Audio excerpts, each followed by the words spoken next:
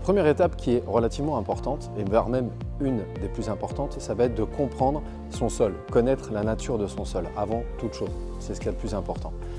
On va dans un premier temps aller dans son jardin, c'est un premier pas. On va aller se balader, on va aller visiter son jardin, voir de quoi il est fait, qu'est-ce que j'ai déjà comme végétaux existants. Si ce n'est pas le cas, on va aller effectivement se rendre compte un petit peu avec une bêche, une pelle, on va aller fouiller ce sol, on va aller regarder. Pourquoi? Parce qu'il peut être argileux, sablo-limoneux, il va pouvoir être une terre qui a été apportée, une terre qui est dite végétale. Donc avant de faire quoi que ce soit, le premier pas, selon moi, ça va être effectivement de regarder son sol. Qu'est-ce qu'on a? La deuxième étape, c'est qu'une fois qu'on a compris effectivement quel type de sol on allait avoir, ça va être de regarder un petit peu l'exposition. On ne peut pas planter un végétal comme par exemple, je prends l'exemple très simple de l'azalée, voilà, rhododendron, azalée, qui vont être des végétaux qu'on va plutôt mettre dans des terres de bruyère, mais qui vont aimer un petit peu les zones mi-ombre, ombre. Voilà. Contrairement à si on prenait par exemple un charme qui lui peut se plaire un petit peu n'importe où.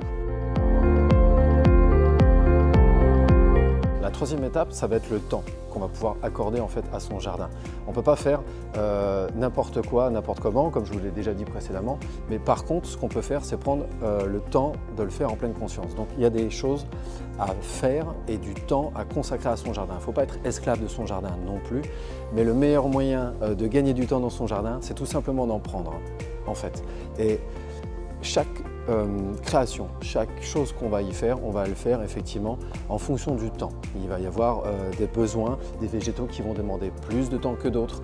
Il va y avoir aussi l'arrosage, il va y avoir le désherbage. Tout ça, c'est des choses qui rentrent en ligne de compte. Donc si j'ai 2-3 heures finalement à mettre dans la semaine pour mon jardin, je vais me dire qu'est-ce que je suis en capacité de faire avec ces 2-3 heures. Si j'en ai plus, tant mieux. Si j'en ai moins, je m'adapte.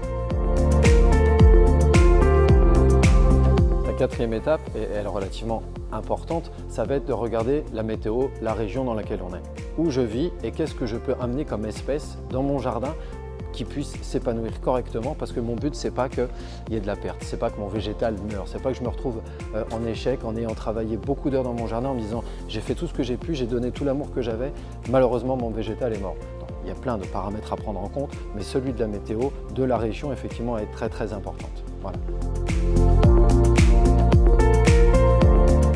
La dernière étape, elle va comporter 2 points en fait. La première, ça va être connaître son végétal. Peu importe ce que je plante, il va falloir comprendre la maladie, l'arrosage et anticiper tout ça. Ce n'est pas une fois que c'est planté qu'il faut se dire tiens, comment il réagit. Si on peut le faire en amont, on va gagner du temps et on sera plus serein. Ça, c'est une première chose. La deuxième, effectivement, ça va être de venir nous voir en magasin, parce que si vous avez des envies et que vous ne savez pas comment les réaliser, nous on a une certaine expertise avec des gens d'expérience qui vont pouvoir vous amener toutes les idées nécessaires. Et en fonction de vos besoins, de vos envies, nous on va vous aider avec ça. Et après, effectivement, on va pouvoir apporter un petit plus en lisant et en regardant des vidéos. Voilà.